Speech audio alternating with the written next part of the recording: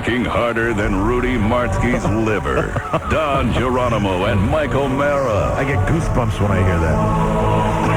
I still do. I want to go see it again. That guy that calls only half right. Only one man in this room's a pussy. In fact, I can see it 3 times. This movie sucks. This movie sucks.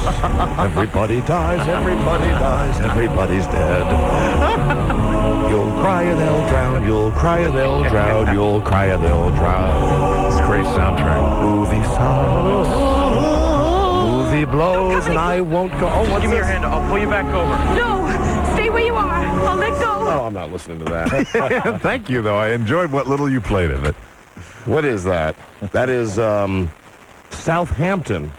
Theme from TITANIC. Okay, all right, what a piece of junk that is. How did it do this past weekend? Still tied for number 1, Mike. Yes, I thought there was a little more. Still tied for number 1. You're waiting for it to fall out of the top spot. Hey, there are the toe-tapping touchstones right there.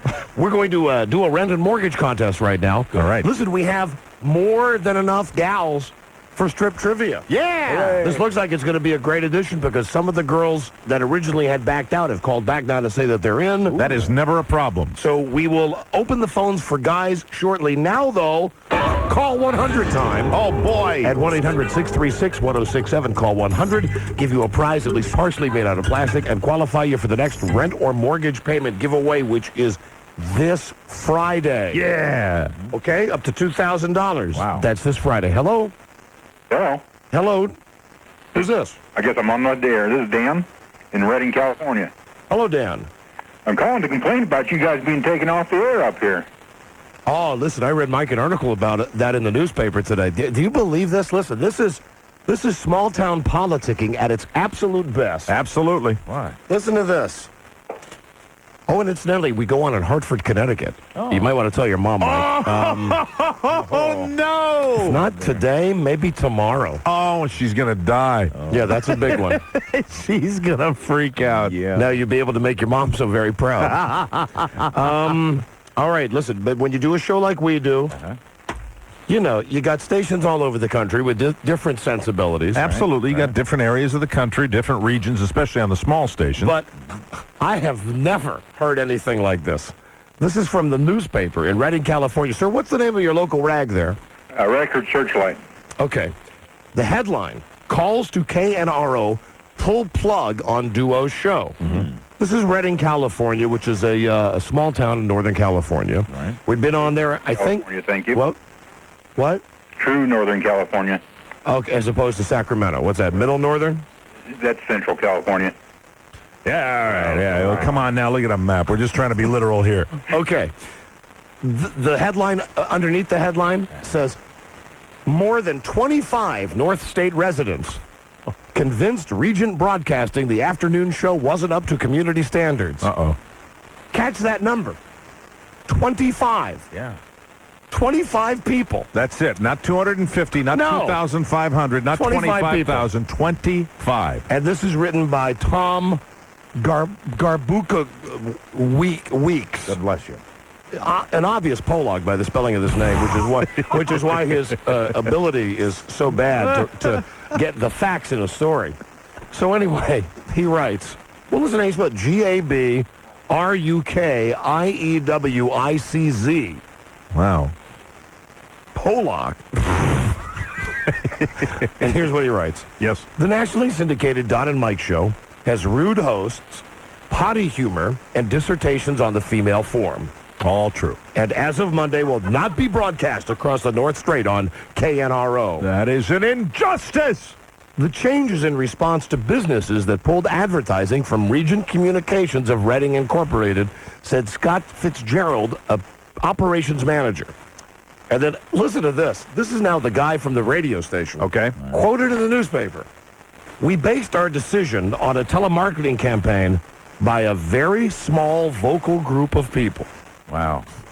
This sucks. This is like... It's not the way you run a radio station. Bowing to the pressure of a vocal few as opposed to... And I don't know what kind of a following we've been able to garner, and 3 or 4 weeks being on this station. Right. I mean, it's no time at all. It's really not even being on the station. So he says, we based it on a very small vocal group of people. Yeah. Apparently, the business community listens. We can't let a broadcast on one station affect all the other stations. Mm-hmm. And what he means by that, who knows? Right. And then here's the part. Radio stations in Reading area. Here's the part that's a pisser. You know, how many times have we told our listeners, if you like our show, Right. please patronize our sponsors Right. and call the station and tell them you like the show. It works. It really does work. And unfortunately, it works both ways. This is an example of that. And listen to this. One guy, and they quote him here, Larry Yonkers, a 54-year-old Reading resident, was active in the calling campaign. Well, he probably needs something to do. Said 10 businesses dropped advertising from KNRO. I think we'll be watching the stations, Yonkers said Friday. It's a tremendous decision, and I'll be calling them and thanking them for doing the right thing. Oh, please. Friday was the last hurrah for now of the Washington, D.C.-based show. Topics included pop singer Janet Jackson's breasts, a profanity-laden tirade, expletives beeped out by Indiana basketball coach Bobby Knight, Right. and a plea to have women come to the studio and play strip trivia live on the air. That's right. He's got those facts right. And then here again is a quote. ever. Here's a quote from the guy at the radio station. We don't know if the show is dead. They are just going to take a nap in their coffins, since, of course, they are the Antichrist. I think we'll hear from a larger group who are unhappy we pulled the show. Yeah. As always, I'm happy to take calls from the public. That is about as convoluted as any reason I've ever heard. I mean, I don't get it. I don't get it. Now, wait, no. Here's where it even gets weirder. Don and Mike's listeners tend to be men from ages 18 to 49 years old. KNRO listeners tend to be retired people, Fitzgerald said. So you might want to ask, why did this idiot pick up our show in the first place? Really? I mean, was there any forethought given at all? I mean, usually the folks at the networks, say what you will about them, make a very good effort to let the people know what kind of show they're getting. Okay, so they got 25 people. They called advertisers, and this one guy with a doofus hat on, Larry Yonkers, who apparently thinks that he's the man because he's gotten this off the air. Right. Here's a quote from Brent Taylor, who is the sales manager at Taylor Motors. Don and Mike do not fit with our demographic, so we pulled our advertising from KNRO. Oh. House of Steno. Not making this up. It should be House O Steno. House O Steno. What the hell do they sell at the House of Steno? House of Steno also was put on the list of businesses that had pulled its advertising. No, we've lost the House of Steno account. And then here's a quote from Mike Arnold, who said his downtown copy shop purchase time on the show. I have no position on the Don and Mike show, Arnold said. The growing controversy. Way to take a stand. Arnold said he received 2 polite telephone calls from people asking he not advertise on KNRO. And then blah, blah, blah. These are sensitive concerns, but the best thing for people is not to listen. If a show doesn't have ratings, no one will advertise. Well, that's the guy at House of Steno that's saying that, not the guy from the radio station. Boy, House of Steno. That's I called him and asked him to please advertise on the radio station that did broadcast you guys. Listen, this is something that happens in some of our smaller cities that we broadcast to. You would be amazed at both the power that one individual can wield and also the attitude of people at this size radio station. And here's a question. A lot of people want to know, hey, how can they cancel your contract? Well, they don't cancel the contract. They still got to pay us. Yeah. They still got to pay us for the next year, which makes me think that all of this, in some way, I hope is not another. You think so, Buzz? I do. I really Another do. convoluted effort by a radio guy to get some publicity for the show? I thought I detected just enough sarcasm in the radio station guy's quote. Yeah, with the Antichrist thing. Yeah, to indicate that we could come back on that station if enough people in Reading speak up. But see, he's so stupid because now nobody in Reading can hear us talk about that. We're not on there today. But he's hoping they read that newspaper article. Unbelievable. How come radio is such a screwed up business? I don't know. Well, you got to think we're in it to start with, and that's just the way it is. And when we go to those conventions, the radio people conventions, it's just This doesn't surprise me at all. These are the kind of people you meet all over. And, in many cases, it happens in big stations, too. But in a lot of these small stations, the guys... Well, this is a first. They love the power. This is a first. We're done in by House of Steno and by Larry Yonkers. Oh, Larry Yonkers, you can kiss my ass. Yeah, Larry Yonkers. You old piece of crap. Larry lost in Yonkers. Oh, Larry, I'd like to come back to town, and I'd like to take you to the Dutch Oven restaurant. Yeah, for an exclusive table. And that's the worst. That's the worst. The great thing about America, and I'm not going to get on this tangent, is that one a-hole like Larry Yonkers, he's got the right to call these businesses and do this. Absolutely. But damn it, we have the right to be on, too. Of course we do. And I wish this radio station, whatever this is, KNRO, just wasn't so wussified. It's really ridiculous, and it sounds like, like all these guys, he loves to get into the paper, too. He loves to be in the newspaper. This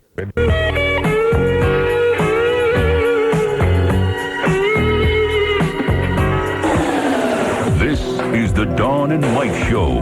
Now, back to the Dawn and Mike Show on 98.1. The Peak.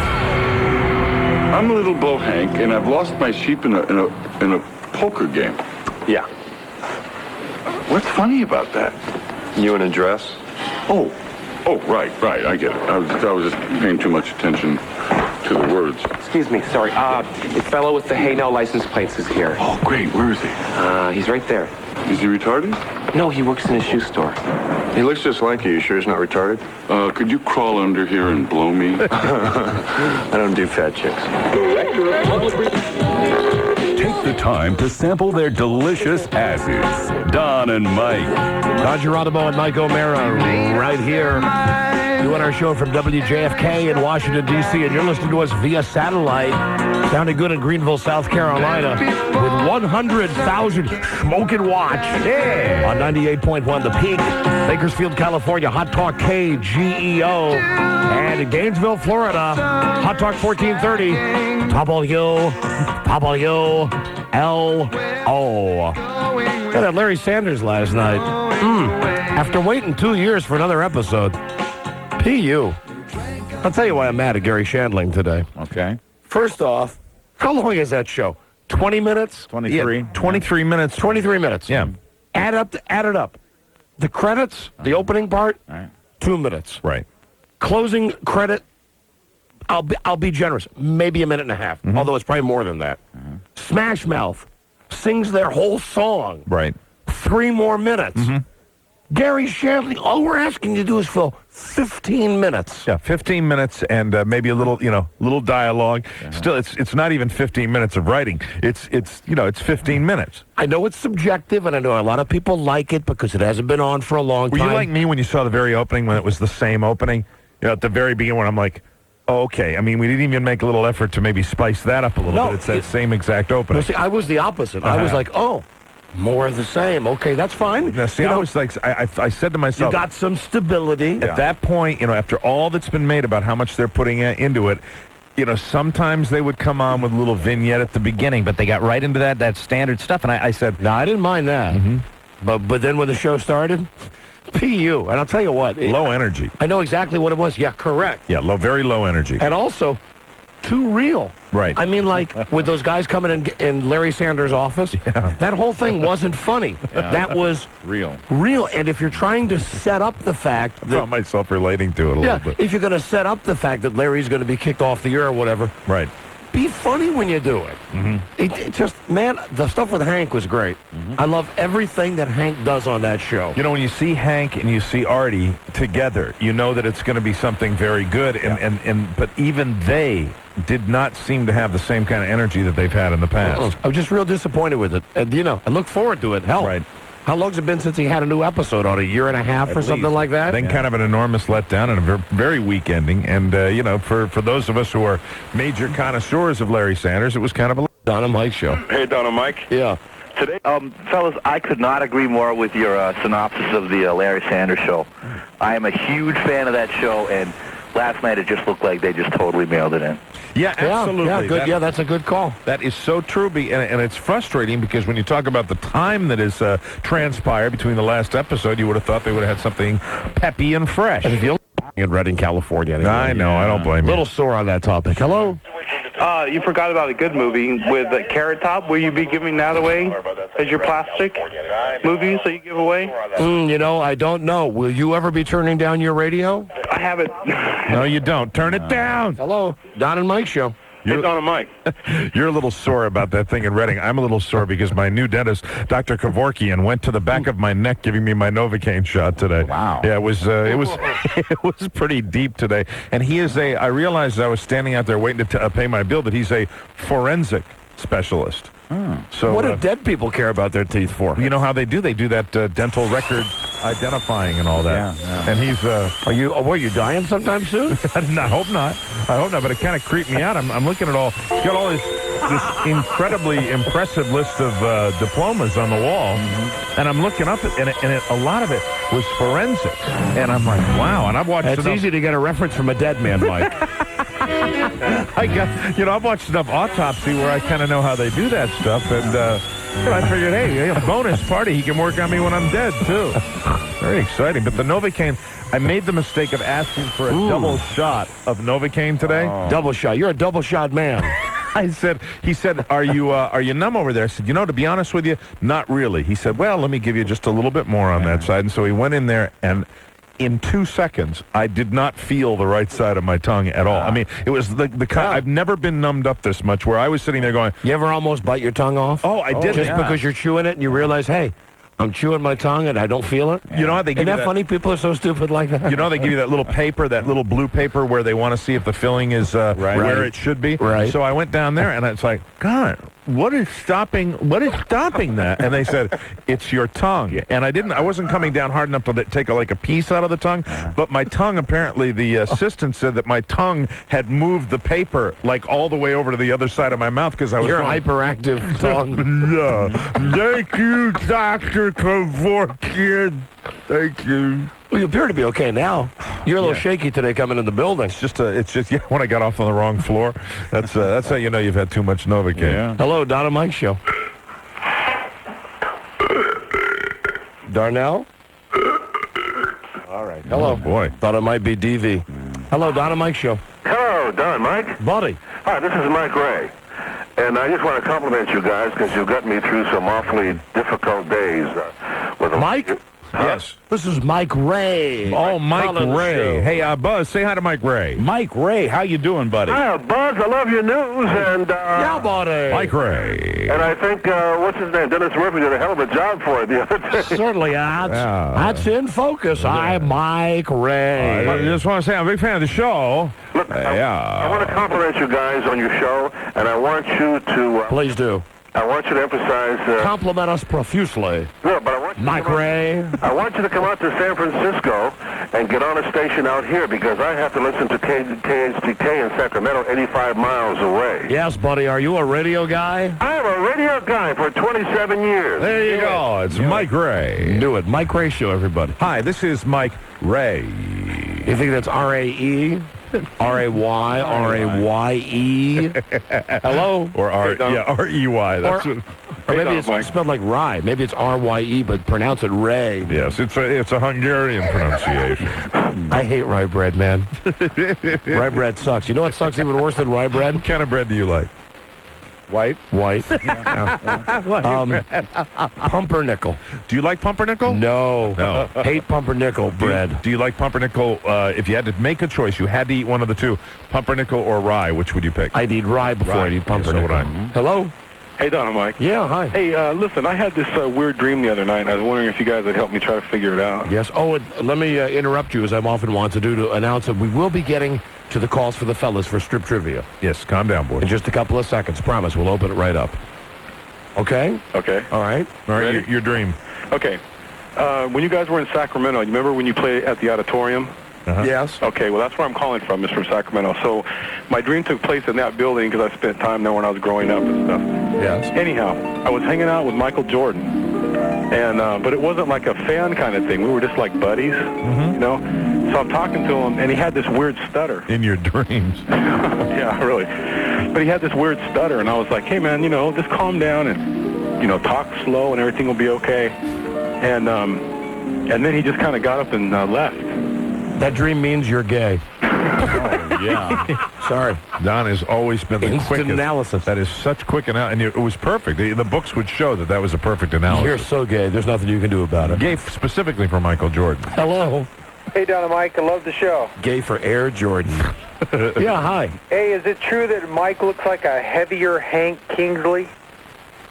I don't think there's a resemblance between Mike and Hank Kingsley. Mike has all his hair. Absolutely. I look exactly like Hank Kingsley. Well, Mike got every hair on his head. Hey now. Hey now. Hey now. Hey now. Larry Sanders. Live on tape. Live on tape from Hollywood. He did not disappoint, Hank Kingsley. He was, and you put him in that little Bo Peep outfit. Yeah. How do you miss it? They do that on purpose. Hello. 1, 2, 1, 2, 3, 4. Jelly in the morning, jelly in the evening, jelly at supper time.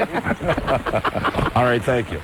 And for King of the Hill, once again, it was shin jelly. That's what he puts on his. Grandpa puts that on his shin. All right, now listen, Rudy Martzke is in the house. Oh, good. And we'll be talking NCAAs with Rudy in our next break. I haven't even gotten into the party this weekend. Oh, I got a whole bunch of stuff to tell you about all the people over at my house this weekend. Oh, and I want to share this facts with you real quickly, and then we've got to do a break. We were just talking about the station in Redding, California. Yes. Right. That bowed to 25 local citizens who phoned House of Steno and got our show taken off. Well, as we were saying that, and there's no way that could be heard in Redding, California, because they had pulled the plug on our show. Yeah. We got this from Jake's Take and Bake Pizza. You got to love these little businesses, I right? sure do. Okay, and this is a copy of the letter that was sent to KNRO.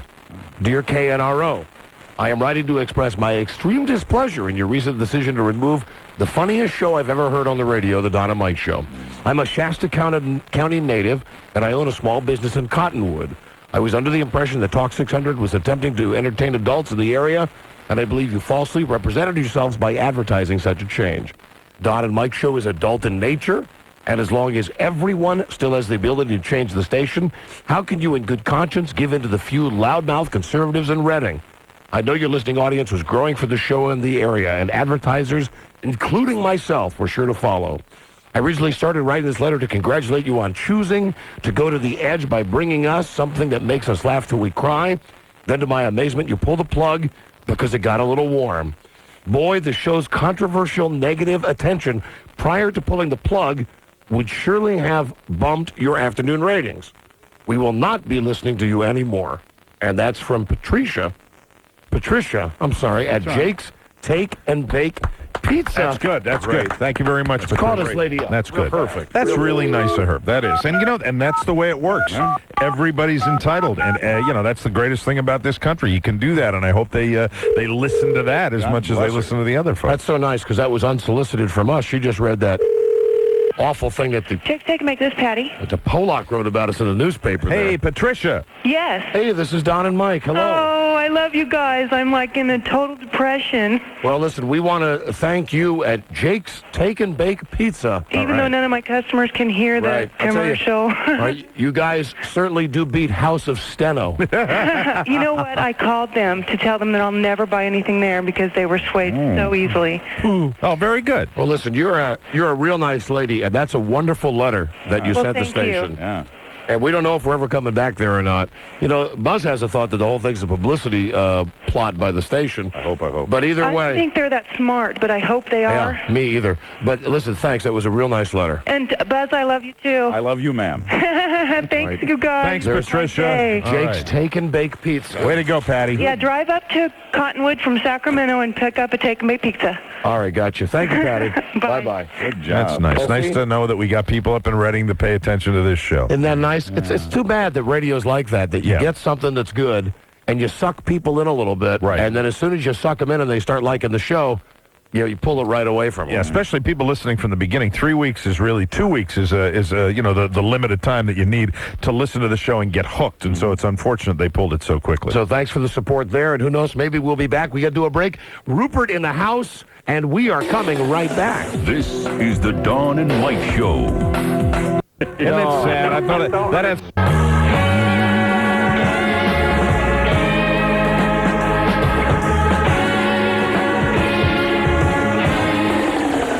This is the Dawn and Mike Show. Now, back to the Don and Mike Show on 98.1. The Peak. Strip Trivia is returning. It's a St. Patrick's Day edition of Strip Trivia. Tomorrow, listen to the Don and Mike Show as the lads and lassies come into the studio and the green garments hit the floor. Get your shamrocks off. St. Patrick's Day Strip Trivia, only on the Don and Mike Show. Don and Mike Show. Don and Mike Show. Featuring Star. Smoother than a fresh anal waxing. The Don and Mike Show. All right, now listen to the lineup for Strip Trivia tomorrow. Oh, boy. 10 women. 10 beautiful ladies. Carol says she looks like Leanne Rimes. Way to go, Carol. Carrie says she looks like Joan Van Art. Christine, Janine Triplehorn. Yeah. Kristen, Drew Barry. Gail, Claudia Schiffer. Stephanie, Pink. Yes. Claire Danes. Claire Danes. Stephanie, Terry Hatcher. Two Stephanies. Erica, Natalie Wood. Oh, boy. Caitlin, Pink. Yep. Jessica Rabbit. Christy, Marilyn Monroe. All 10 confirmed, Charlie? Charlie? Charlie. Here's Charles I Broyhill. don't like to say all 10 are confirmed. I'm wondering about the girl from Las Vegas. It's because we haven't heard I from haven't her. heard from her, so definitely 8, maybe 9. Hey, how come when I came to Don's party yesterday and I gave you that wave, you wouldn't do it? You don't do it in out of the station? I didn't even see you do that. Oh, you didn't? You were looking right at me. I was wondering whether that was only a wave I get in here in the studio. Were you standing next to Laura when you did that? Yes, I was. Yeah. That's why. Hey, when I get a chance, Charlie, I want to ask you about buying flowers for your girlfriend.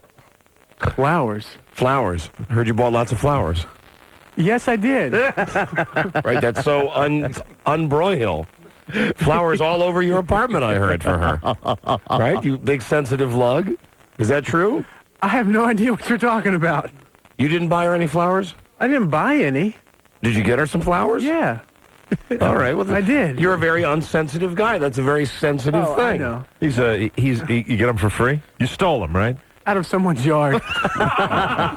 See, his girlfriend last night was telling us how domesticated he's become, how she has tamed I agree. Yes, she has. the savage beast that is Charles Broyhill. She has calmed him down. She has made him dress better. Hey, what about a big laugh we got yesterday when everybody found out that Charles Broyhill's 34? Oh, that was... No, not yet. That'll be in May. You got your 34th birthday coming up, and I laughed out loud like I did the first time I heard you were 30. Every time you hear my age, you laugh. I do, because I still think of you as a teenager. Rupert, you missed a good party yesterday, Rudy. Yeah, it was very festive. I know. I had it going yesterday at my house. I sent Charlie to eat my portion. He did. I understand Charlie ate my portion. Yes, and Charles Broyhill took home a nice big plate of food. Hold on, let me play you in here, Rudy. Remember, he's a workaholic. It's USA Today's Rudy Martzke. America's #1 TV sports columnist, Rudy Martzke. I believe, Rudy, you heard your theme song for the very first time last week. Yes, I did. Let's turn that up, please. Here we go. Message to you, Rudy. F you, Rudy. Here he is, the very opinionated Rudy Martzke from USA Today. Well, how you doing, guys? Rudy loves a party, and you got to know that yesterday, with all of the Road to the Final Four junk, it was one of the few times that Rudy had to sit in front of his own TV, right? Yes, it was. I mean, it was a dedicated day yesterday because of all those switches for the Final Four. I knew we had the games on, Rudy. Mouse wanted to come over. She was giving me a lot of static because she knew there'd be some wine there. And she wanted to go. Right. And actually, when I told her I couldn't even go because of all the dedication to the job that I have, and I knew if I was there, I'd get wrapped up with you guys, and I'd miss all these switches and not be able to give CBS. Good party. We logged a lot of TV time at Don's TV. We watched a lot of those games, Rudy. Yeah, we watched the Valparaiso game and Valpo. Yeah, Valpo. Valpo kicks ass. Yeah, well, I found out one thing. I found out that Don takes a lot of showers. See, because I called over beforehand for the party and said you'd like to talk to Don. Oh, Don's in the shower. I was. Tell Tom how much. It's like 1:30. Yeah, and then I called at the end, and they said you were heading to the shower. I mean, there was something. Who said that? It could have been Frida. I'm not sure. I mean, Oh, well, no, here's what happened. Yeah, what? This was after everybody left. What? So almost everybody's gone except JP and his girlfriend because he was late arriving. Right. Yeah. And the Broyhills, who ended up staying like till 7:30. Because there was still some food left. Right. Yeah, So, okay. yeah. so the phone rings about 10 till 6. Everybody's gone except 4 people. Right. And as soon as it rings, I said, I bet that's Rudy.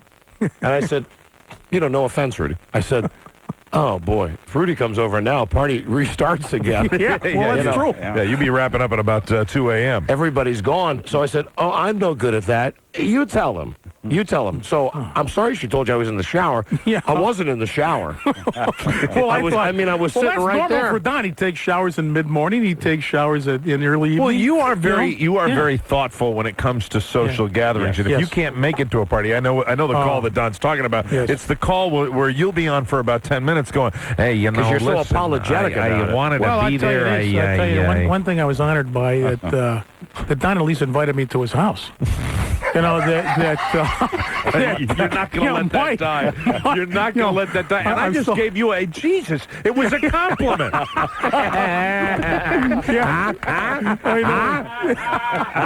I'm not complimenting you anymore, okay? I know it. All right, Mr. man. Nice Tie. Oh, we missed you. We missed you at the party, Rudy. Yeah. So you're sitting in front of your TV. You're watching all of those cockamamie games yesterday. I haven't even read your column yet. Who'd you give good grades to? Everybody, you know that. Okay. No. It was. I gave my. I said, look, they've improved over the years because CBS used to be atrocious at taking on the NCAA's from ESPN, but they've slowly gotten these things worked out, these switches between games. However, I did say that they should have yesterday, when things were going hot and heavy there at the end, when of course UCLA was upsetting Michigan, and that was a kind of a big game late, but all of a sudden it pops on the screen about 15 minutes to go in the Rhode Island is upsetting the number 1 seed Kansas. Yeah, and you know what? As we watched that, here's what we thought. Yeah. There was only like 20 seconds left in the Michigan game, Which and they've there got- was a minute and a half left. Yeah. In the other games, it was like they were going to finish up with Michigan and then send you there. Yeah, but you see, when it's, and you'd want to be switched. The thing is, people want to get switched to the hot place. Yeah. But at time, your point is, UCLA had won that Michigan game. But what CBS tries to claim to us is they get more complaints if they take people away before. Well, then she opened the drawer. All out of Jeffrey dollars. Oh, no. You know how well, those Jeffrey dollars are so cotton picking popular. You know how slow people seem to move when you want them to do something in a store? Of course. So she very slowly goes to the phone. She sits there for a second. She goes, hangs up the phone. Didn't say anything. Right. She goes back. She goes, well, I don't know where Cindy is. Like, I'm supposed to know who Cindy is, right? So she just looked at me for a second, and I said, excuse me? She said, Cindy's the manager. She's in charge of the Jeffrey dollars. You're supposed to know that. Okay, so I said, listen, here's the amount. It's like $72. Why don't you just write on a piece of paper, 72 Jeffrey dollars? Yeah, that's because logical. I'm going to go into the store and get another game and bring it right through. I said, it's kind of a waste of time. No. You have to wait for your Jeffrey dollars. Oh, come on. It's not like they have the Jeffrey Office Right. of Printing and Engraving. So or I'm anything waiting like 10 more minutes now. I've been in line total of 20 minutes. Right. Everybody else in the line has to wait because there's no Jeffrey dollars. Well, they run to the Jeffrey Treasury. So finally, the girl comes back from her lunch break, and again, very slowly, almost in slow motion now, walking to the counter. And then she says, oh, this is Cindy. Cindy, we need Jeffrey dollars. Cindy knows all about Jeffrey and the gold standard. And then Cindy says, Jeffrey dollars? They're all the way back in the office. Meanwhile, I'm just standing there. I'm like going, just give me the stupid game back now. I just want to go. I said, how about if I go pick out a game and you write down $72 and I'll come back and then you can give me the difference. No, I'm sorry. Wait for the Jeffrey dollars. Were you about to stomp at this point? And then finally, she comes back. Now, I have been waiting 20 minutes, not an exaggeration. She comes back, and she counts them out in $1 bills. 72 $1 Jeffrey bills. You mean they don't have any denominations like 5s or 10 Jeffreys? It's all Cindy had. Oh, God. Okay, so then I got to sit there while the brain surgeon goes, right, 1, 2, 3, 4. And every time she gets going, the phone rings. Sure. Hold on a second. Toys R Us, blah, blah, blah. Talking slow, blah, blah, blah. Hang the phone up, come back, and it's like, she's staring at the stack, and I went, 7. She went, I don't know. She picks them all up again. Oh, man. I swear to God. Nasty. 1, 2. No, not nasty. Just slow. Yeah, but that's a nasty situation. So she finally counts out 72 $1 Jeffries. 72. I cut a wad of bills like this. Go through the store. By now, my kids had plenty of time to look around. You are rolling in Jeffrey dollars. Okay? We wait in line. Again, another long line. It's like you got to wait in a long line when you go in the store. Right. You want to leave the store, an equally long line. Right. Finally, we get up there. I give her the little ticket for the video game, right? Because you got to go pick it up in the corner. Right. She says, how are you paying for this? I say, Jeffrey dollars.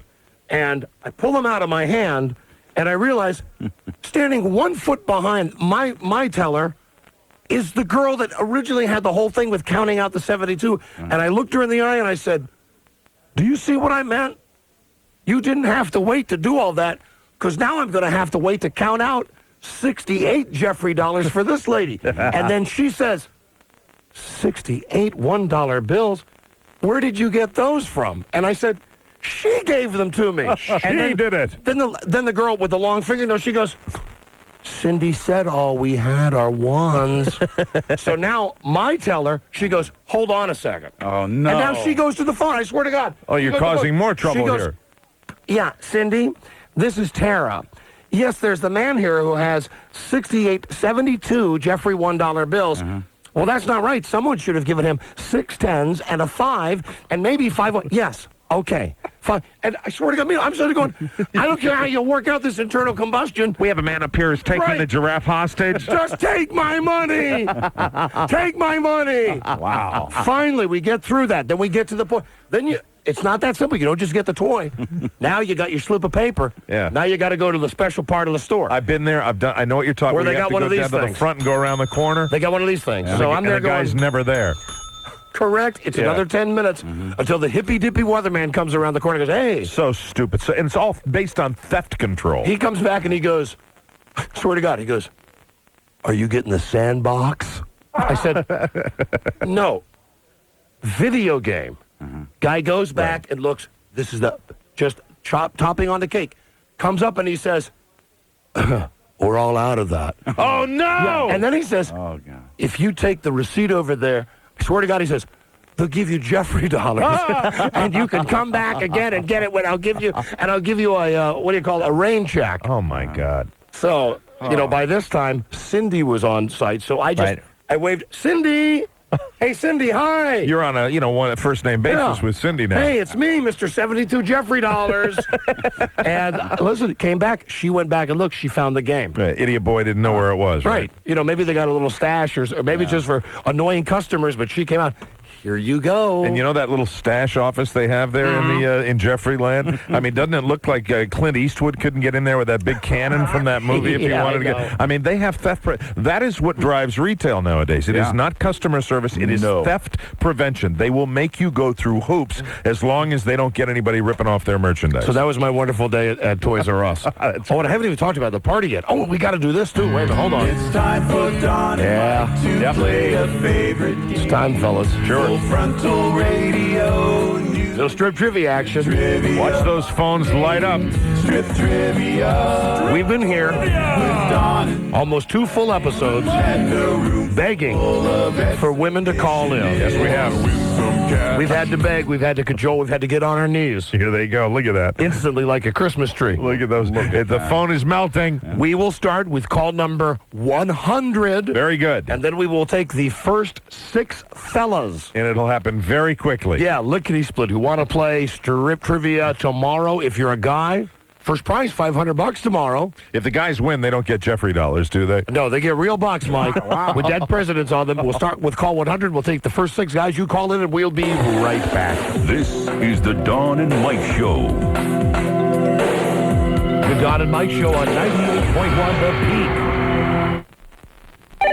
Jetsons. This is Jet, Judy's boyfriend. What? Oh, boy, the phone's breaking up. Scary guy from Scream is better looking than Bob Goldthwait. It's the phone. Can't they make a clear cordless phone? Uniform. And I'm sure by the end of the show, I'll be ready to wear my uniform proudly. And it's, it's a one-shot deal, so there's no problem. Just drop them in the trash. Throw them away. Probably throw them away on my way home.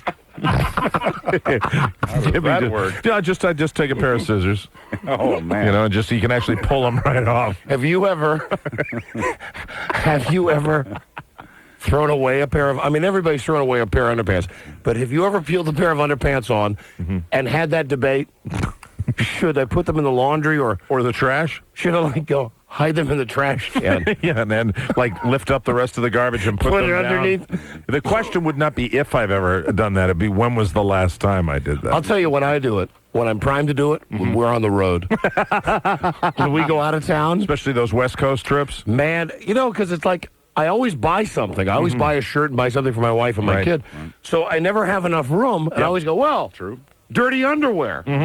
Just leave it for the maid. Sure, absolutely. And sometimes you have to leave it for the maid. Oh, yeah, many times. Many times. Many times. How about you, Rob? Oh, all the time. Now, come on, really? Once. You ever do only once? Once. Buzz, how about you? Maybe once or twice in my lifetime that I can remember. Yeah. Has anyone ever thrown away underwear here at the station? No. Valid question. No for me. Yes. Yes, I have. Don and Mike, yes. Rob, have you ever thrown away underwear at the station? Only one person I know of that. Let me say this though, and there she is. let me say this. I think the only time I threw underwear away here is like when we got dipped in chocolate. Right. When everything got dirty. Not me. Really? I had another. They were plaid too. Oh, sorry about that. Yeah, it was not pleasant. And I know David Hainline has done it twice. Hello, Don and Mike show. Hello, imagine that.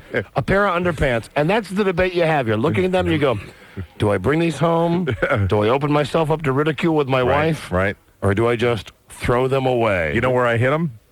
Where? You know the wastebasket in the bathroom? You know where we throw the towels after washing our hands? Oh, that's where tell me. I went deep, too.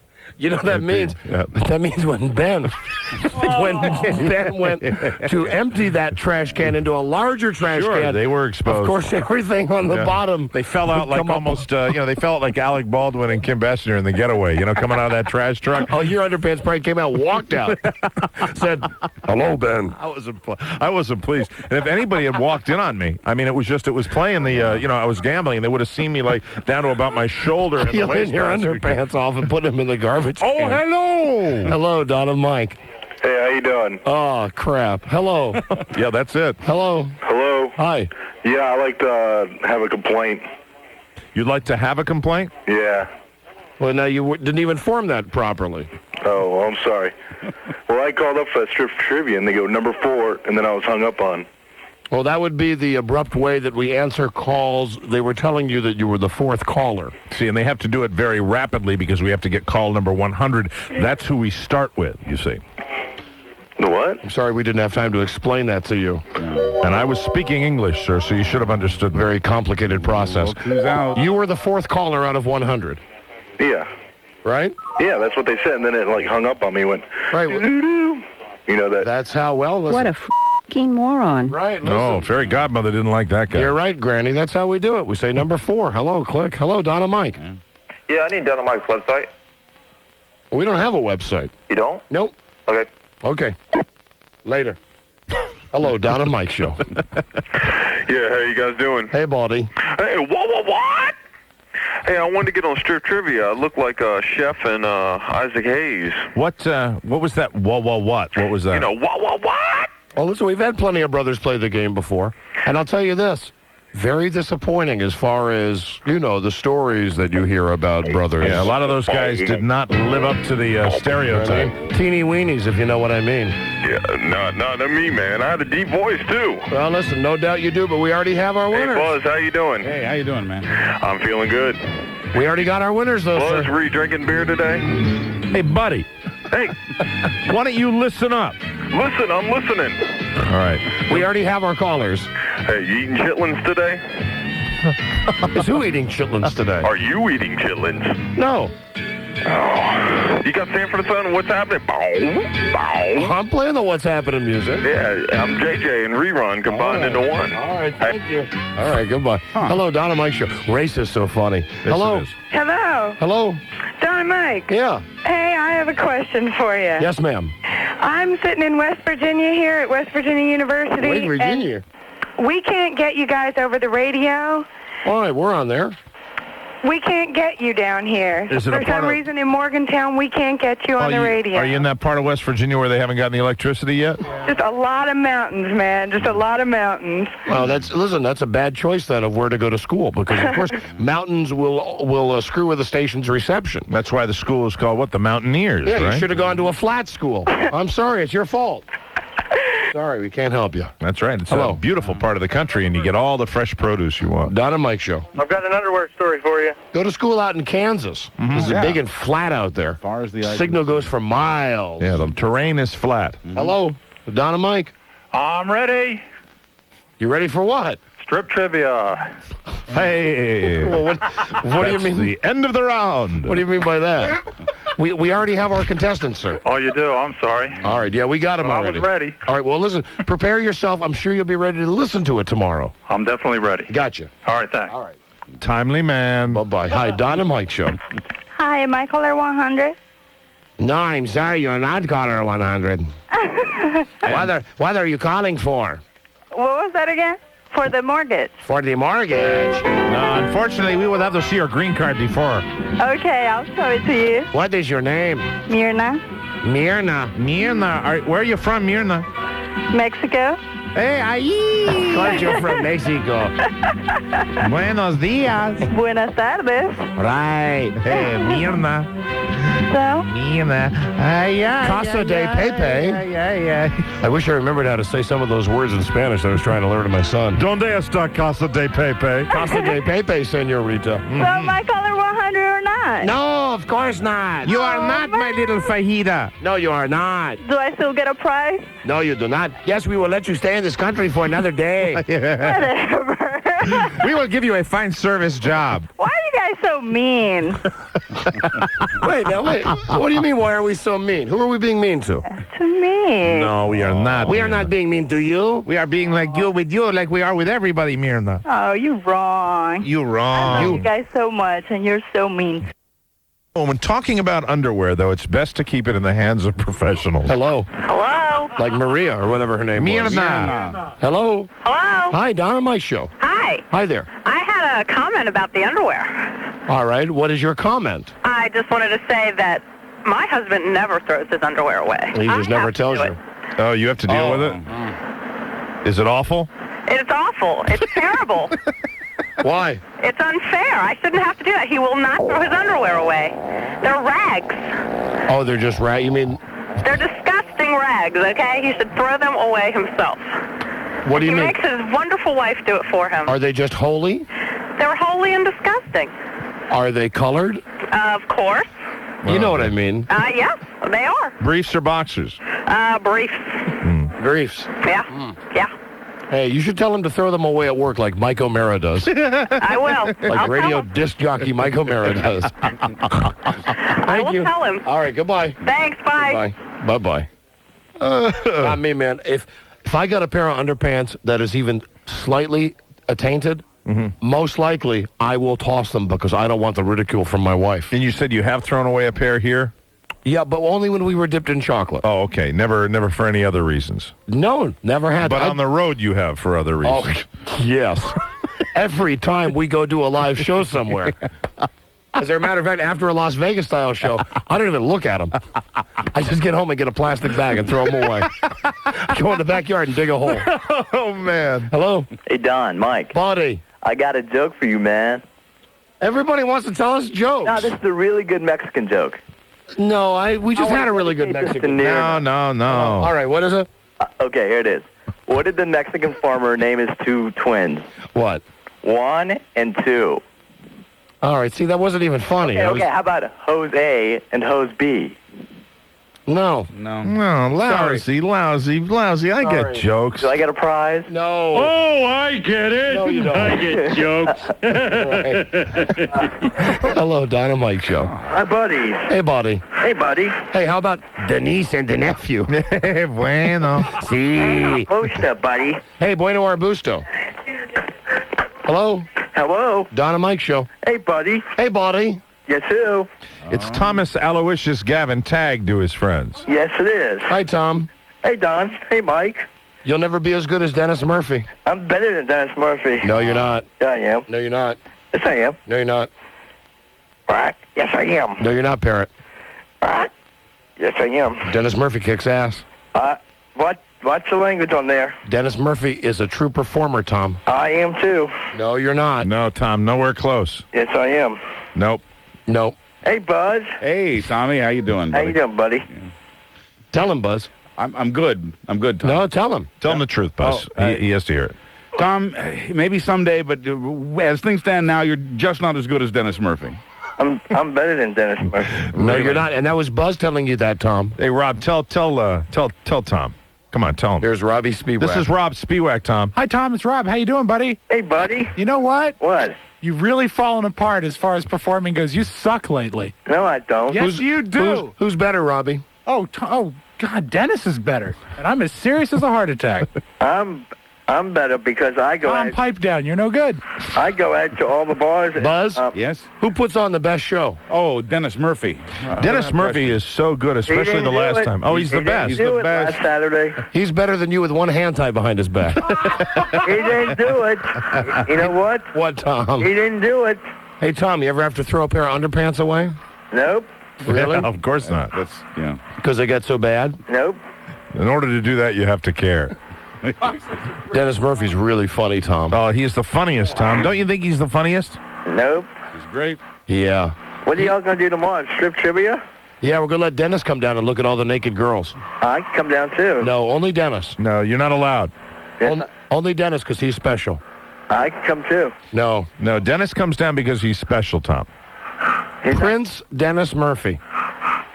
Prince Dennis. Tom Gavin, Prince Gavin. No, my favorite performer of all time is Dennis Murphy. My What? My show kicks ass on cable. Dennis doesn't have to be on cable. What's that noise, Tom? Someone's drilling. Someone's drilling what? They're putting a wall oven in. A what? A wall oven. A wall oven? Yes. Why are they drilling a wall oven, Tom? No, he's putting it in. Oh, he's putting it in, so you're right there with the workmen? Yep. Dennis Murphy could do that better. Dennis is really handy. No, he's not. Yes, he is. He is the most handy guy in the world. Dennis Murphy's the tool time guy. I'm better than Dennis Murphy. No, you're not. Dennis Murphy is a genius. I'm better than Dennis Murphy is. No, you're not. Yes, I am. How do you spell better? D-A-N-N-I-S. Dennis sucks. How do you spell better? What? How do you spell better? The word better. B-A-N-N-D-E-R. Perfect. That's it. All You right. got it. All Thanks, right. Tom. You're a better speller than Dennis Murphy. Yep. You got it. Bye, Tom. What? Bye. You all right there, Tom? Nope. I'm going to kill myself. All right. Well, if you do that, make sure you call us and do it on the air. Okay. All right. Bye, Tom. He will. And there he goes. That'll be good for ratings point. We'll come right back. This is the Dawn and Mike Show. The Don and Mike Show on 98.1 The Peak.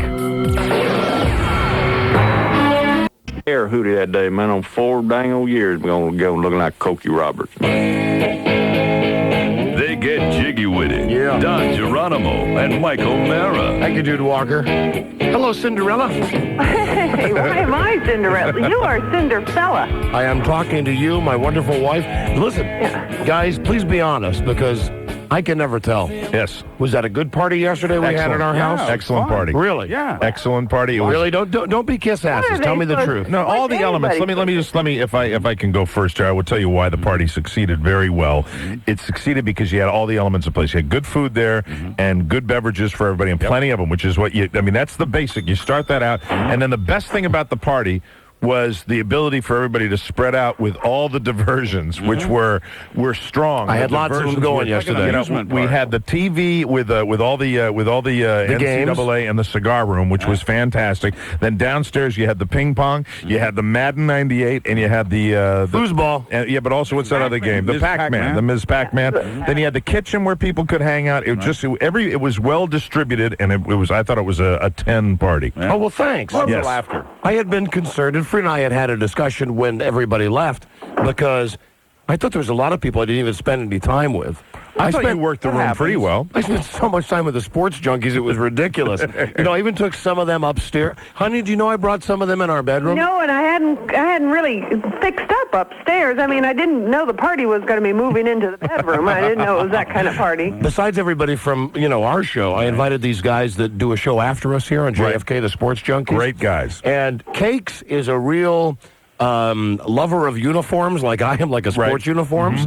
So he wanted to come up and see my collection of jerseys. You got how many now do you have? I got like 35 of them up there. So he came up, and the first thing I said to him, speaking of, when he walked into, I got them all in our closet, I said, oh, I hope my dirty underpants aren't sitting out here. Right? Unfortunately, there were no dirty, underpants, skid-marked underpants sitting there. Those guys were a nice addition to the party. I think they had a really good time. Yeah. Book club thought it sounded like, at first thought I was describing Bart's party, with Bart's birthday coming up, but they thought it was a Bart party because I said, yeah, and then they had the video games going and the ping pong table going. And how are the girls at your stuck-up book club that you went to today? We were just fine. It's not stuck up. It's very nice. And sitting around with their little actually might read girly umbrellas. We're thinking about reading a book this month. There's a big discussion about actually all of us reading the same book. Hey, listen, you know who I felt bad for yesterday?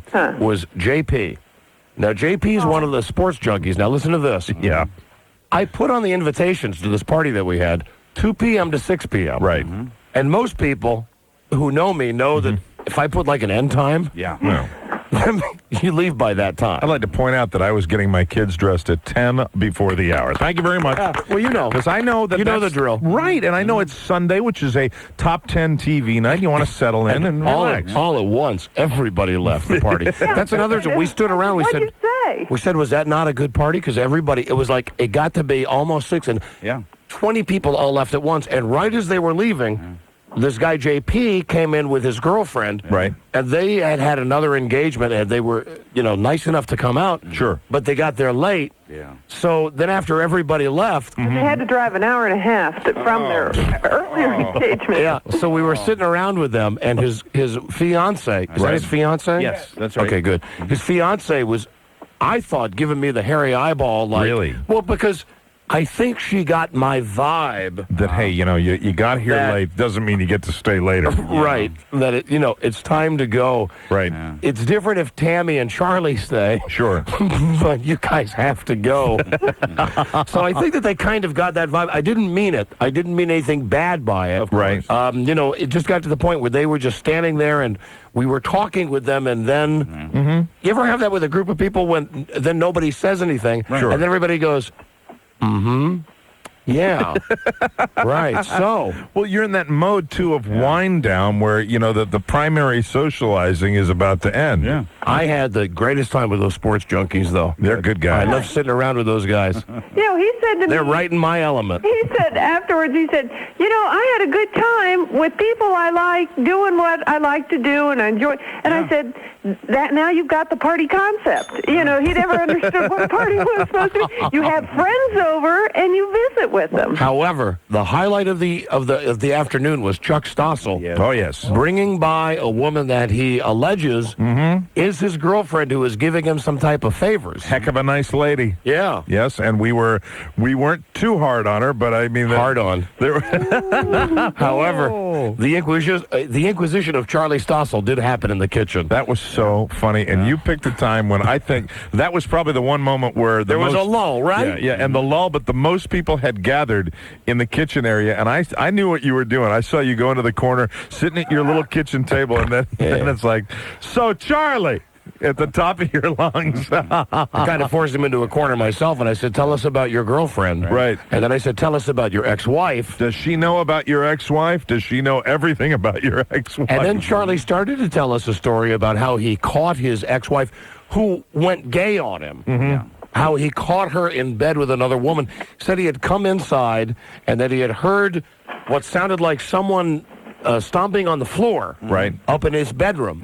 And he went upstairs to the bedroom, and it's like that's when the story got good, and that's exactly when he had the whole audience in the palm of his hand. Absolutely. And that's when he gave up on the story. Right. He said, "Now I better not finish this." Yeah. So it was a good party, you think? Oh, yeah. Okay, good. We had a great time. We really. And you know what the final kick-in was for the party? I have to give kudos to Buzz because Marcia brought. Oh, she brought the peanut brittle. Yeah, the peanut brittle kicked some ass, Buzz. Absolutely, yes. Very nice. Way to go. Glad to help. Thanks. We all munched down on that. Oh, listen, here's a contest for you guys. How many sandwiches do you think Charles Broyhill brought home with him?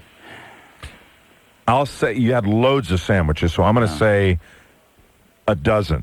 A dozen, Buzz. What's your guess? I'm going to go easy on him and say 6. 8. Rob, 8? Yeah. Honey, how many sandwiches did Broyhill take home? He had a platter full. He left us with 2, so let's... Got to be about a over dozen. 12, Mike. Over 12. Yeah, baby. Yeah. Hey, I don't know what it is about him. Maybe it's because we're both adopted or something. You guys bond. Yeah, it's like I like being with him, and I don't say a damn word to him. He said say a damn word to me either. Right. The key for me, I got to tell you just something. kind of sit in silence. It was so perfect because I kind of dig the way you guys bond together. It's funny to watch because you're in your own world. And I walked over when you guys were playing the video game, and honest to God, I could have been standing in back of a couple of 13-year-olds because I was. Oh, we had a good game going. I wasn't going to say anything. I was actually going to come over and go, so how does this game work? Knowing that would annoy you guys and do it in a joking way. Yeah. But it was so funny just to watch you guys in total silence, completely focused. And I said, this is an activity where you and Broyhill could sit here and do this for the better part of 24 hours. Swear to God, we could. Sure. Swear to God. I thought y'all were so alike because, you got along because you're so alike, and then I find out what an incurable romantic Charlie is. Listen, as I told Tammy, that will change, okay? About how he leaves roses all over their place for her. Hey, honey, I asked Charlie about that today, and at first he denied it. Oh, yeah. First he denied it, and then he told us a story about he didn't pay for the flowers. Right. He got them for free. Well, I noticed how good he was with kids also yesterday. He was very good with Mike O'Mara. Charles Broyhill with Mike's youngest daughter yesterday. Well, he still claims that he's the father. He really does. Always has, and he says that to people. But he was. I didn't see that. Was here's what it was. Mm-hmm.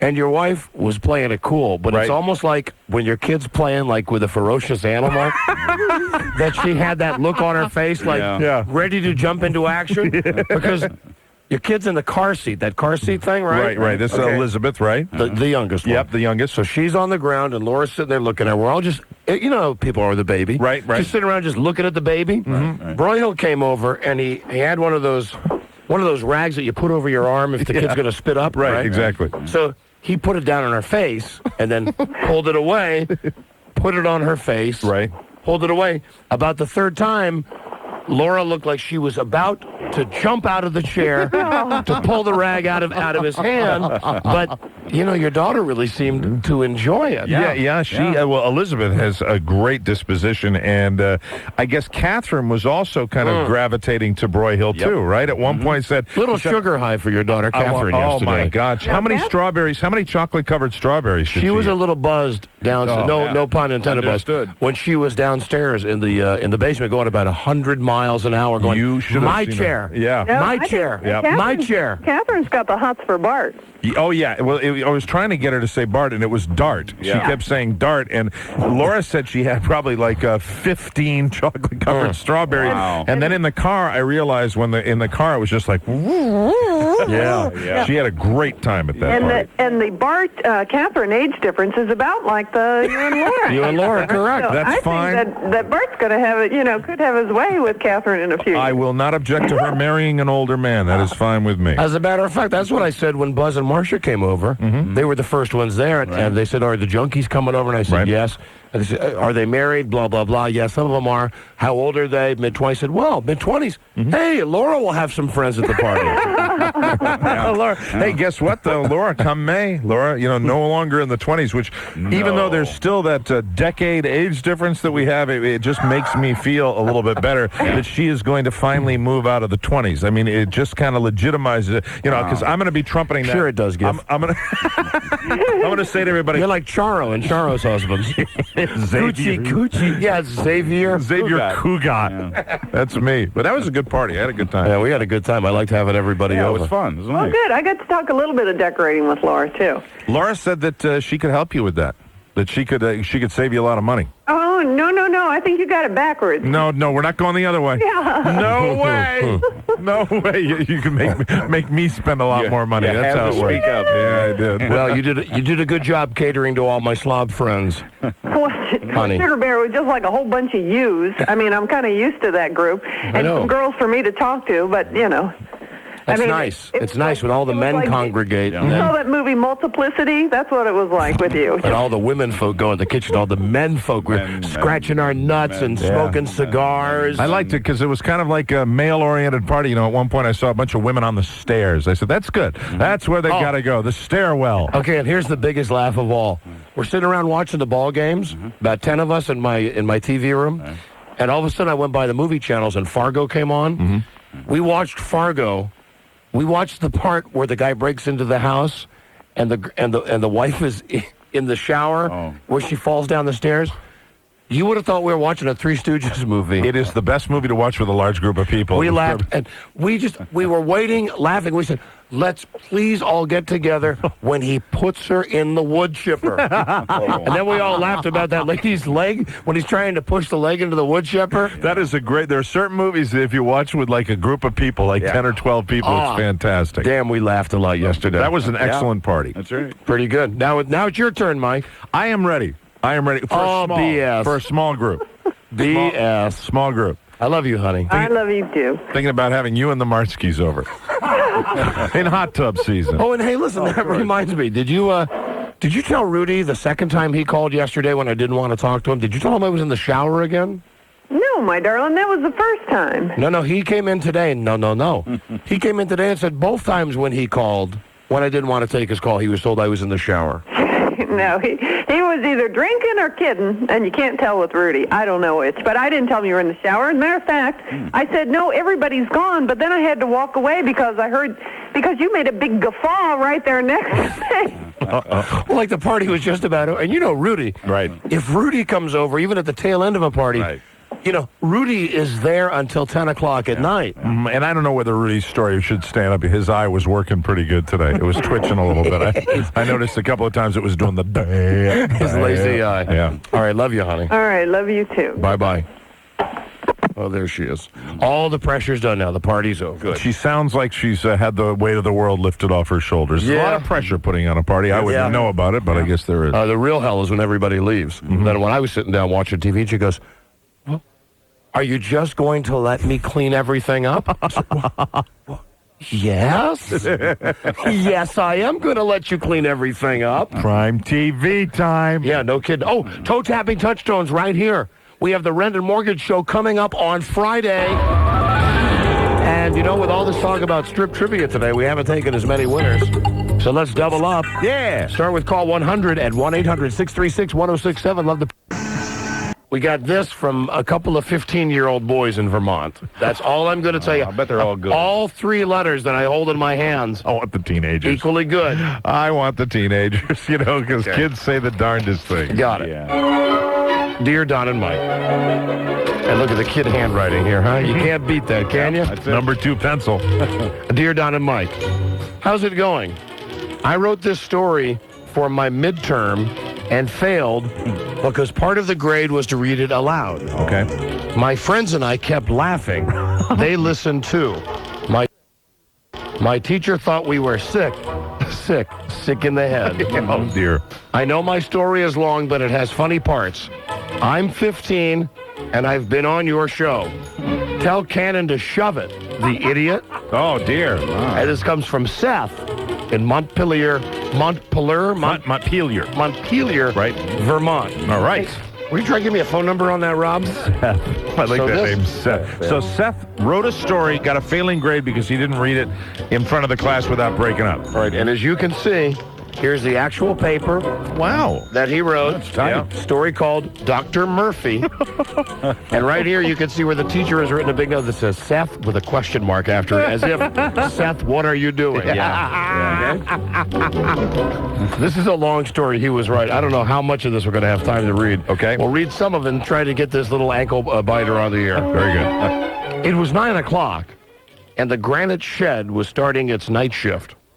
Buzz Burbank was walking into the damp room that held the check-in, check-out clock. As Buzz punched his card into the clock, his buddy, Tom Gavin, came up behind him, and every once in a while they made small talk. Buzz and Tom have worked together for 15 years. Ever since the divorce, Buzz had to work 2 shifts to get enough money to pay his child support. Tom was not married. He was an honor student in high school. But his mother did not have enough money to send him to college, so he started working at the shed. Sure. Around the same time Buzz and Tom were talking, Ken Stevens was working at the herb closet, unpacking shipments. Ken has a long beard and dreadlocks, which suited his past interests and hobbies, following the Grateful Dead and Nazareth. Yet when he ran out of money, he settled in Easthead. 5 years ago, he bought a small store and is making a decent living. Ken has a wife, Gladys, who's an avid bird watcher and collector. Usually she mixes different medicines and whatnot. Now, this is so funny because this is totally 15-year-old kid. Sure, right? absolutely. Yeah. Obviously, some creative writing assignment. Yeah, and I'm so far, not too shabby. Yeah. Let's see. The small town of Easthead also has a large department store called Renzi's, whose owner is Ralph D. Renzi. Wow, this is going way back. Tonight he's out of town and left the store in the hands of Chuck Stossel and Rudy Martzke. And Rudy is spelled R-U-D-D-Y like Ruddy. Ruddy Martzke. The store is now closed, but the two men had work to do. They were fairly close. They talked about their wives with each other and how bad their sex lives were. Oh! On the east side of town are all trailers and junk heaps. There you can find the village idiot who sits on the bronze toilet. His name is Jeremy Coleman. The village idiot who sits on the bronze toilet. This is so funny. There are 15-year-old kids in Vermont who are busting your balls, Jeremy. Let's see. His name is Jeremy Coleman. Jeremy had gone to school with Tom, but he was held back and dropped out of school. He tried to hang himself, and ever since then, he'd been wrong in the head. He spent all his money on a toilet that sits in his front yard. Easthead is a very diverse town with its upper and lower class, yet there is no middle class. Rich people like the Geronimo and O'Mara families live on the west side, while Tom lives on the east. The town is filled with alcoholics who live their lives in a bottle. One of those such men was Rob Spiewak, who owned a bar on the outskirts of town. People did not go there to hear music or pick up women. They went there to drink. Rob's is a lower-class bar that serviced the early shift. Everyone could go there before going home to their slutty wives and bratty kids. The town itself could lead a man to drink. The owner of the granite shed was Mike O'Mara, a slave driver who was a few sandwiches short of a picnic. He loved to play golf in the woods behind his house. His house was not exactly a house, but an igloo-shaped cement structure that he made with his hands. Mike had a son, Jimmy. Jimmy got beat up in school and got low marks. He would probably live his whole life in Easthead. Jimmy lived with his mom, who was a waitress.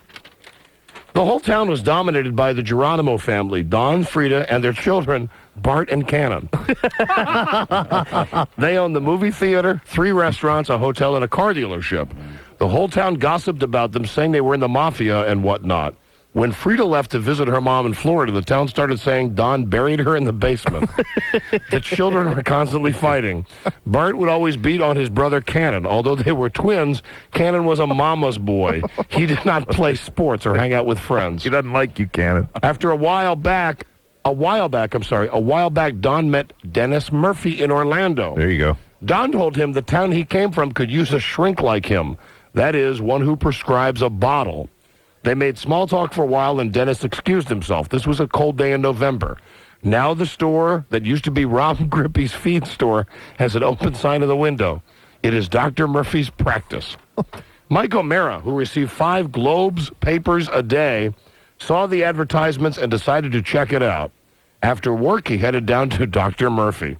He thought it funny there was no receptionist, rather Dennis sitting at a desk. Of course, Mike found nothing wrong with living in a cement igloo. The office was dark and had leather chairs in front of the desk. Dennis motioned for Mike to sit down. Well, Mike let Dennis know he wanted to spend more time with Jimmy. That would be your son, Jimmy the intern. Right. Well, why did you let her take him? I didn't. Then why is he living with he? He thinks I'm crazy. It's starting to break up a little bit. Yeah. Why are you crazy? Leave me alone. Take him back. Take him back. Mike saw a flash. Then he saw himself with an axe. He was driving in a car. He had an axe with him. He drove to the restaurant where Kate, his ex-wife, worked. He grabbed the axe and got out. Mike left the office thinking about what had just happened. Ken looked out his window and saw Mike walking out of the old feed store. That's funny. That door was locked. How did he get in there? Man, this thing goes on. Yeah. Yes, Hold on a second. Now you got Mike pulling an axe over his head. Axe went flying through the glass and hit Tom Gavin in the head. Oh, no. Grippy boys running for their lives. Mike pulled Tom out of the car, threw the axe into the passenger side, and drove off. Within 5 minutes, he was at the Silver Pedal. Okay, then it goes on. Police Chief Nick Joe ducked under the yellow tape and walked into a restaurant where there were pieces of customers all over the room. Oh, dear. Mike O'Mara was sitting on a table rambling. I got him over and over. Oh, God, I had a little meltdown, I All right, guess. let's see. Rudy was talking to Buzz at the front of Renzi's. By 5 o'clock, the whole town knew what was happening. Children laid in bed, shaking and having nightmares of crazy old Mike outside their windows with an axe. Oh, wow. Their parents were downstairs pouring themselves drinks, not talking, but thinking about their friends or friends of friends who were now in a million pieces, scattered all over the restaurant. Oh, man, I'm an axe murderer. Yeah. Buzz was going crazy. He didn't know what was going on. Tom was his only and best friend and was killed by his boss. Yeah. He decided to go see town shrink doctor. This kid turned this into his teacher. Nick Joe got a call from the deputy who worked a shift at the shed. Okay. Ken and Gladys decided to make Buzz pay. They were not thinking straight, not at all. Frida Geronimo looked in her front yard. It surprised her. It was dark. She lost track of time. She saw a man walking down the street. He had a top hat and suit with tails. With him were 6 Dalmatians on 6 leashes. He looked up at her and grinned. She screamed. Don came into the room. She pointed at the man who was grinning. She recognized him at the shrink at the bar last year. You wanted me here, Don. This is your fault. Frida fell over and started to cough up blood. Oh, my God. Her eyes rolled into the back of her head. No. Don ran outside in his house in the bathroom. He tackled the man and the dogs began to bite him. Rudy decided he was going to leave this hellhole. He called Ralph and Chuck and told them to be ready in 15 minutes. Rudy looked up through the bloody and shattered windshield at a man with a top hat who was laughing. Don Geronimo wanted me here. Soon the whole city lay in rubbles. Nothing was left except for Dennis Murphy and his 6 dogs. Is that it? Oh, there's one more paragraph. Okay. But you know what? It looks like he didn't put the last page. Oh, no. Oh, we don't get the ending of that incredible tale? It was 9 o'clock and the granite shed was starting its night shift. Buzz Burbank was walking into the damp room that held the check-in, check-out clock. That's the beginning. He started it over again. Yeah. No, Mike, that is the end. Soon the whole city lay in rubbles. Nothing was left except for Dennis and his 6 dogs. You got a hold of some bad oysters. Hard to believe that this young boy failed his, what was this, a midterm paper with that. Boy, I am amazed. That's the world's, ladies and gentlemen, you have just heard the longest run-on sentence in the world. Hey, but that kid's a big fan of the show. Yeah. He got everybody's name in there. It's obvious he listens every day. I always wanted to be the villain, too. I guess I chopped up the whole town. Yes, you did, Mike. With my axe. Your crazy axe. And then I went back to my igloo. Hello, is Seth there? No, I'm sorry. I expect him in about 10 minutes or so. Ah, dagnabbit. Hey, is this his mom? Yes. Hi, listen, this is Don and Mike from the radio. Uh-huh. We're just reading this term paper that your son wrote about us. Yep. In school, did you hear about that paper? I did. You got a creative young man there. Yes, we do. Hey, he's got quite an imagination. Yes. He had axe murderers, and he had people drinking, and he had sex, and he had the Lord's name in vain in this story? That's it. Yep. Did he? He said. So the teacher didn't care for it too much?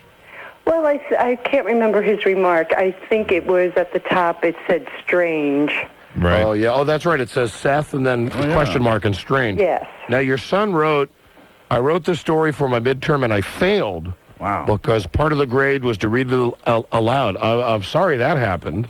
It was the part of the, what was that? I didn't hear that part. My part of the grade was to read it aloud. Uh-huh. My friends and I kept laughing. They listened to, the teacher thought we were sick in the head. Uh-huh. I know it's long, but it has funny parts. I'm 15, and I've been on your show. Tell Canada to shove it, the idiot. And that comes from your son, Seth. So you can tell Seth that, he might have gotten a failing grade, but I don't think any of the other classmates got their term paper read on a national radio show. Tell him we give him an A. Yeah, we give him Can you straight just A's. read it? What? I'm sorry he isn't home. He'd love to hear it.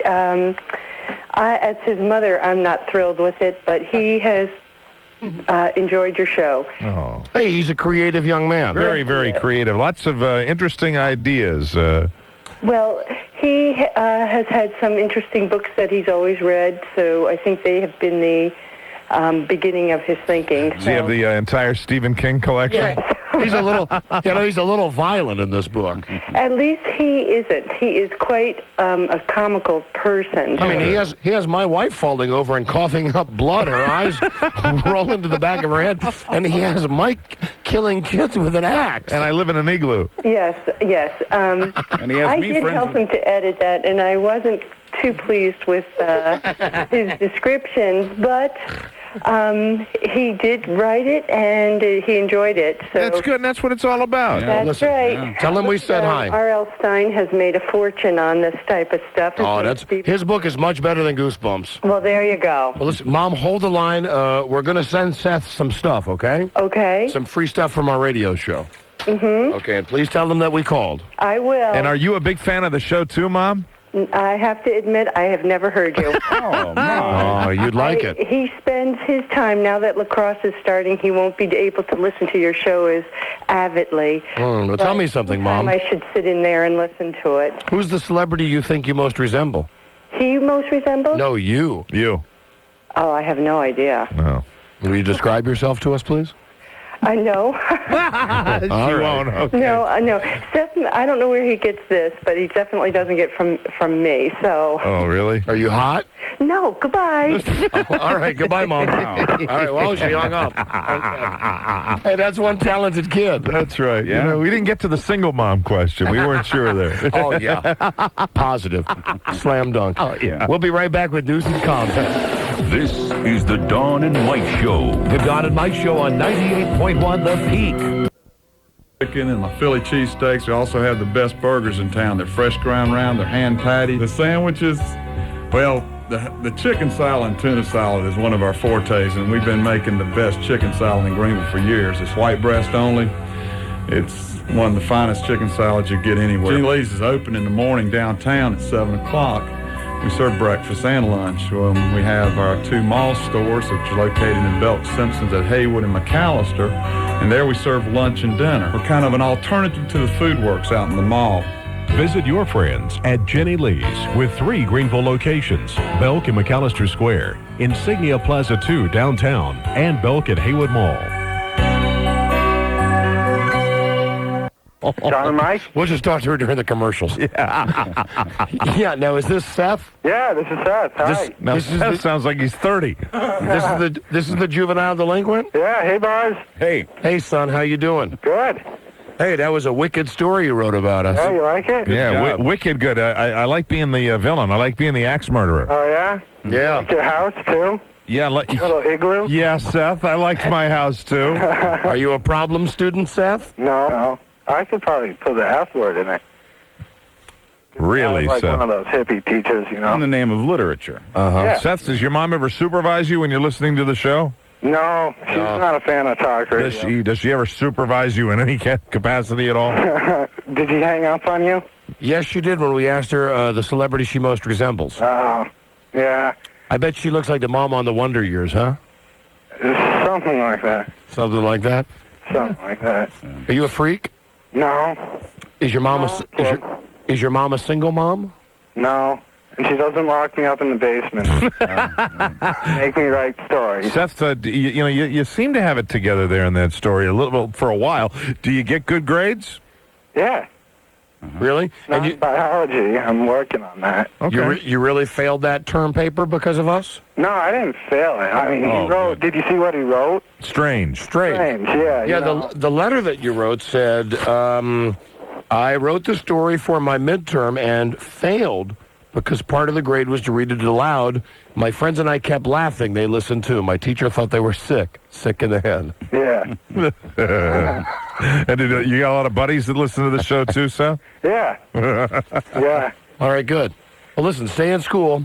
Yeah. Don't do dope. Get a haircut. I have short hair. I'm on the lacrosse team. You know? And we passed your message on to Cannon. You wrote, tell Cannon to shove it, the idiot. Yeah, I don't like Cannon. Why? He's bad. He's bad. Okay. He doesn't like me. All right. Why doesn't he like you, Seth? I sort of harass him. Remember when you gave the phone number out over the air? What phone number? Some kids were calling you up a lot, and they got a girl to call you up. I don't know. Were you involved in that? Yes, I was. All right. Well, don't do it anymore, Seth. I won't. All right, I son. got my 15 minutes of fame. All right, listen. Way to go. See, I think I got 15-year-olds ahead of the game if he has the concept of 15 minutes of You know fame. what Beaver Cleaver would say to you? Oh, man would let me have it right across the puss. Right across your puss, I'd let you have it. All right, now you be a good boy, Seth. I will. Okay, bye-bye. Bye, Seth. Bye-bye. Good job. That was the There he is. very precocious Seth. Seth, appearing at a correctional institution near you, I'm sure. Hello. Hey, buddies. Hey, buddy. How are you? Hi, great, thank you. I just wanted to call and let you know that girl that called said she was a Taurus. Yeah? Is full of it. Why? If she was born March 21st, she would be a Pisces. No, who cares? She was going to get in the bathtub for us. I just thought I'd point it out. All right, thank you. Thank you very much. Bye-bye. Bye. Bye-bye. Hey, Buzz Gernank over there. Yes. Buzz, who was what were you in that story? What was your role in that story? I was Tom Gavin's best friend. Oh, that's right, just like in real life. Yeah. What is your lead story tonight, Buzz? Tonight, the president reacts to last night's 60 Minutes. Boners in the news when we come right back. This is the Dawn and Mike Show. The Dawn and Mike Show on 98.1 The Peak. News and comment. Hello, guys. Hi, Don and Mike. Well, it is, as you said earlier in today's show, a case of he said, she said. Yeah. Oh, right. Clinton's boner in the news. Yes, it is. Now, President Clinton today responded to last night's program, says he's telling the truth about Kathleen Willey. She, meanwhile, today said he's lying. Now, the president says nothing improper happened in that meeting between them in 1993. But House Speaker Newt Gingrich says Kathleen Willey made a credible witness last night on 60 Minutes when she said that the president had touched her breasts and put her hand on his genitals. That is his standard move. More than one woman who has accused him of this has said that he has put her hand on his genital area. Well, I've always said no time wasting. Why do that? It's either his standard move or it's the standard accusation people make against the president. God, he's horny. He says today... He's the horniest. He's hornier than JFK was. In responding to all this, he says he's mystified and disappointed in the charges made by Kathleen Willey. He says he has a very clear recollection of that meeting in 1993, and quoting the president, "I told the truth." So that means everybody is lying, right? Everybody that's saying a story about him, not one girl, right? Not two girls, not three girls. Yes. 6 girls are all lying. Yes, absolutely. Okay, Mr. President. That's the truth, Don. Now, here's a question, though, and of course, naturally, the White House is in spin control mode today. Doesn't bother me. They've done some homework. Swear to God, it doesn't bother me. Get all you want, sir. If Kathleen Willey was so offended by the president's sexual advances, you may want to ask yourself these questions. Why did she work so hard on fundraising 3 years after this alleged offense to get him reelected? Why did she write letters to the president 10 times after the encounter, signing some of those letters, "Your number one fan, fondly, Kathleen"? Why did number one fan. Why did she, in those letters after this alleged assault, thank the president for his help over the years and ask him for more help for jobs and invitations to White House Christmas functions and such. Because he's sexy. There you go. I'm very sexy, and that's okay. Put your hand here, please. God, please. As he cups her breast. Oh, there we go. That was a two-handed move, because you cup with one hand, and then you take her hand with the other hand to put it there on your, Don't you forget I was checking my watch, too. Remember that part? Oh, that's right. Yeah, He's checking fast. my watch. That's the cup, the hand, and the watch. And then there's the president's dear friend, John Travolta, again. Oh, God. What is he saying now? Shut up. Promoting his movie Primary Colors in the new Esquire magazine. Let me quote John Travolta here. I decided the only real flaws portrayed in the movie are Stanton's need or possible need for women, for sex. It's about primary colors, right? So I played it deciding he was okay about it, that he understood it. Even Hillary... Oh, no, not Hillary. What's the girl's name? Oh, that's right, Susan. Susan Stanton understood it. End quote. Esquire magazine, John Travolta, he was trying to explain the movie, and he accidentally said Hillary instead of the character's name. All right. Buzz, we've got to do a verbal breakaway now on the network. So if you're listening to us anywhere except Washington and Baltimore, we'll be back tomorrow with the St. Patrick's Day edition of Strip Trivia. Yeah, baby. This is the Dawn and Mike Show. The Dawn and Mike Show on 98.1 The Peak. The sun is shining, the field is ready, the crowd is gathering. Now is the time to get in gear with gear from Spartan Custom. Spartan Custom has absolutely everything you need for the baseball and softball season for adults and youth, including team gear, uniforms, gloves, balls, and double wall bats. You'll find everything from the basics to high tech, like cryogenically treated bats by Grover, Worth, and DeMarini. Spartan Custom can design and screen print your uniforms, hats, shirts, and jackets. Also, their creative in-house staff is always ready to help you with any project you have. You'll know you're getting an original when you use a Spartan Custom design. So whether it's for a family reunion, company party, or showing your team spirit, Spartan Custom can personalize items like bumper stickers, koozies, pencils, and squeeze bottles just for you. Spartan Custom, located in Spartanburg on the 295 bypass, 3/4 of a mile from Reedville Road. Or call Spartan Custom at 576-4225. Don't forget, if you're geared toward billiards, Spartan Custom has it all, from Moochie cues to Brunswick pool tables. Our call letters are WPEK. Our dial position is 98.1. We're 98.1 The Peak. WPEK. For news, talk, and sports on FM.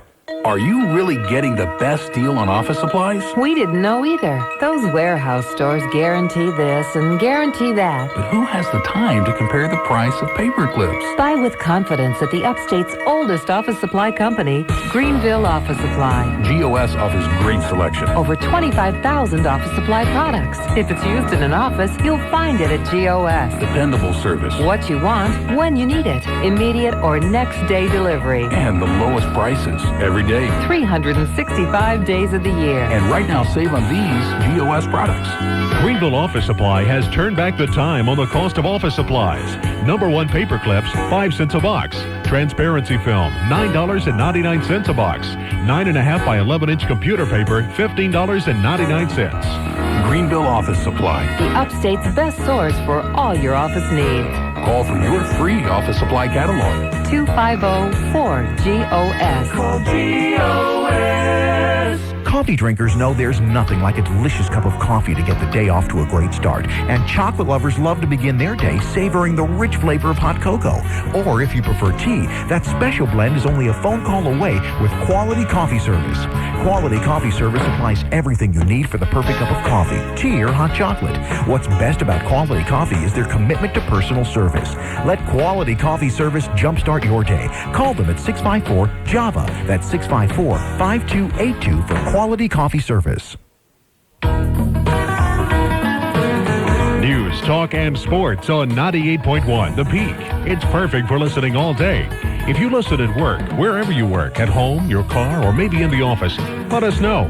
Fax The Peak on your company letterhead or anything with your name, your business name, and address to 467-0770. That's 467-0770. You can also drop it in the mail, or you can email The Peak at WPEK@mindspring.com. Each Monday during Imus in the Morning, we choose the Peak Business of the Week. And if your name and business are drawn, you'll receive a prize package of gift certificates from area merchants like these. The 858, Fan City,